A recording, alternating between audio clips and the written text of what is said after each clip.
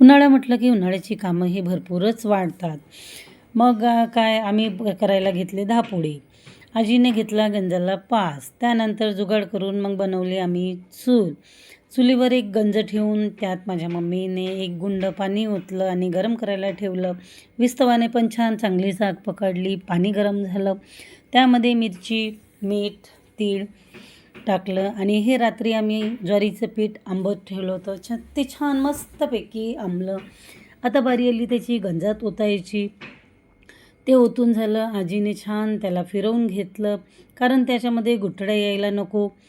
आणि मग छानपैकी शिजलं. शिजल्यानंतर ते एका गंजामध्ये काढून घेतलं, कारण त्याला आता वाळत घालायचं होतं. एक कापड छान ओला केला आणि त्यावर छान असे गोल गोल गोल गोल पापड पळीने तयार केले आणि फायनली आमचे पूर्ण पापड